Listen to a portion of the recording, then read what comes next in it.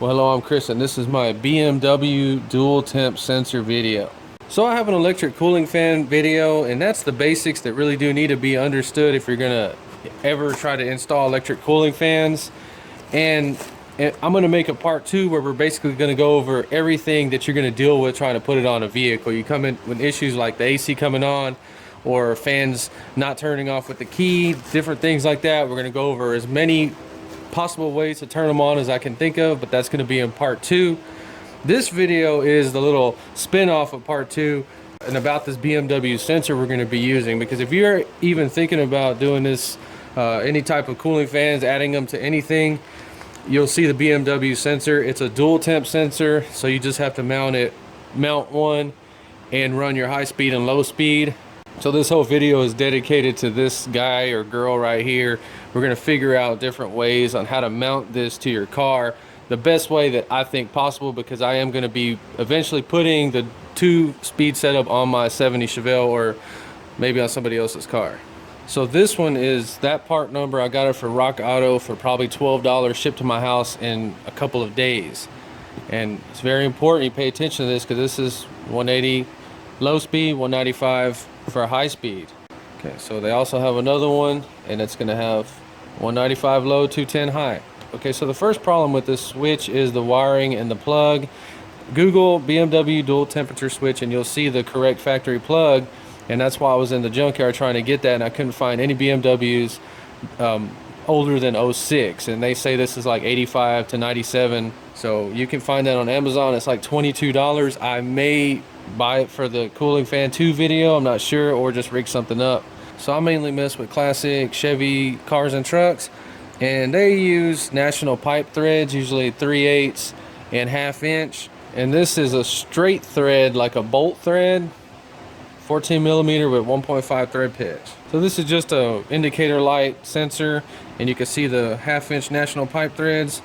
So the problem is we got to figure out how to get that into our car or truck or whatever we're working on. So in this video we're going to be using a plug tap. That's the part number, Napa. It's the only place I could find this where I walked in and bought it, without having to order it. So whenever you're tapping stuff, you always need a correct drill size. Go on the charts and Google it. The correct one is 12.7 millimeters, but it's an exact conversion to 1/2 inch. So we're going to be using this. So here's my 70 Chevelle, and it really doesn't matter what kind of car you're trying to mount this in. We're going to go over tapping and threading something to make it work. So if you have a fuel injected vehicle, they have a temperature sensor on the manifold somewhere that's for the fuel injection, the computer. So don't mess with that sensor. Leave it alone. Mount something completely away from it. Okay, you see this aftermarket intake. It's got plenty of places, but these are all 1/2 inch plugs. And we're in a situation where we need to mount this on the car. Now we're going to go over all the other stuff that I've seen out there in this video, but we have places to mount. But let's say that you didn't. So where do you start? So that's a company that makes this aftermarket BMW switch. It does have a little aluminum sealing ring, so make sure you get that. Okay, so this aftermarket big block Chevrolet intake already has a place to add a temperature sensor, but it's tapped for 1/2 inch National pipe thread. So classic American cars, they're gonna have National pipe threads. It's just a tapered thread like that. They usually use 3/8 and 1/2 inch on the intake, and then 1/8 inch on the oil system. I've seen some cars at 1/4 inch, but it's kind of rare. But that's National pipe threads. That's what they're using. It's a tapered thread that seals really good. So when you're researching this, you see the one that's ran in line. The reason they do that because it's super fast and it doesn't mess with a fuel injection sensor on the manifold. That way they just run it real quick, either to control cooling fans or just an auxiliary temperature sensor.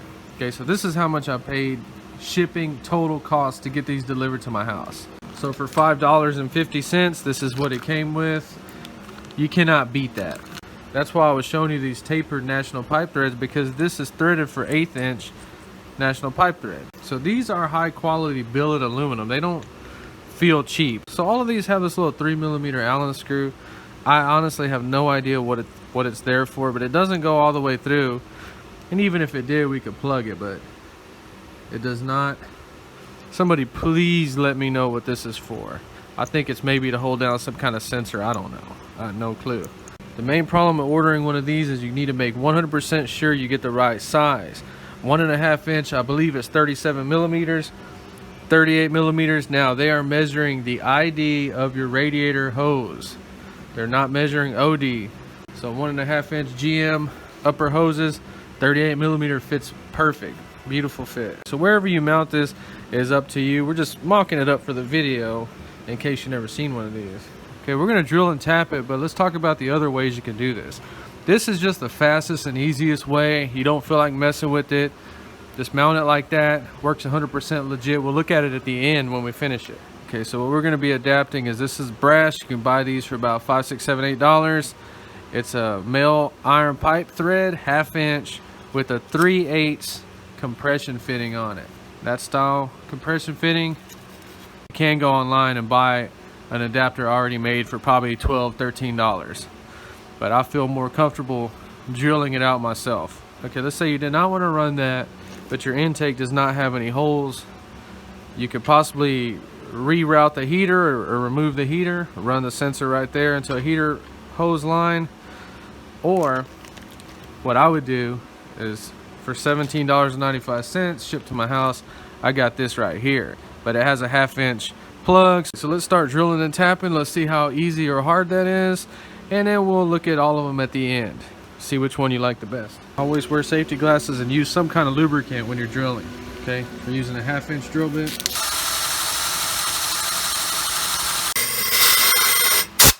Cutting and tapping fluid.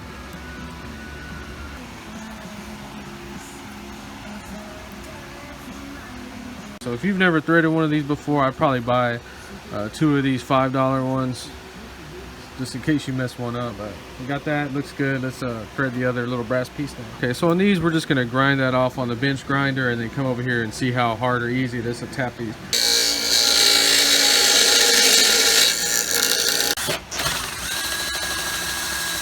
So it's kind of hard to drill, so let's thread it.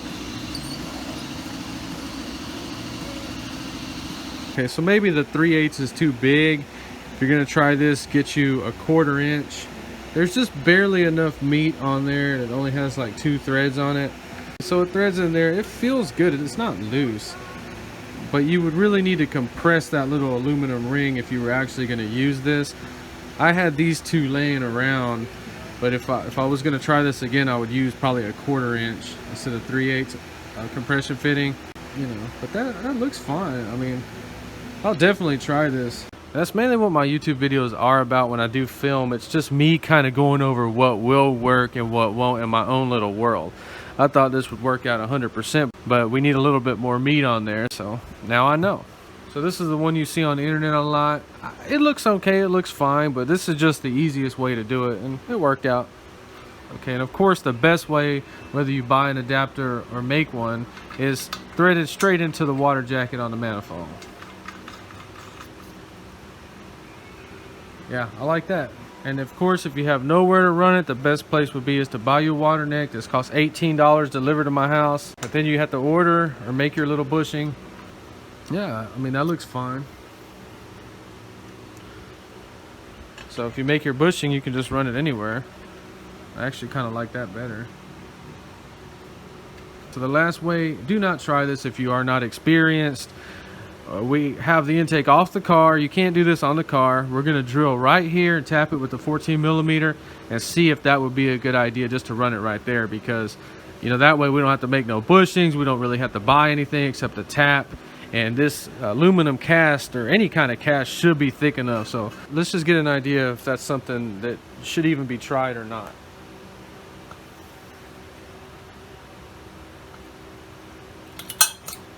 Yeah, I know about pilot holes, okay? I don't have time for a pilot hole right now.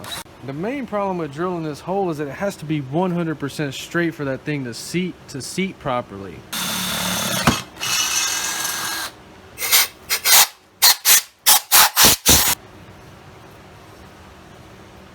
Oh my God, are you serious? Oh my goodness. So it's got that washer that's gonna seat against that casting. So I'm gonna have to get one of these with a little more meat on it, and that's how I'm gonna mount it on my Chevelle. But that is my favorite way. If I didn't have the intake on the car, I would just thread it straight like that. Okay, so this project's not hard at all, just a lot of little tools involved. You see the parts are fairly cheap to add that sensor, but drilling it and tapping it may not be for everybody because that hole has to be perfectly straight. Just giving you some ideas. So if you enjoyed the video, please like and subscribe, and thanks for watching.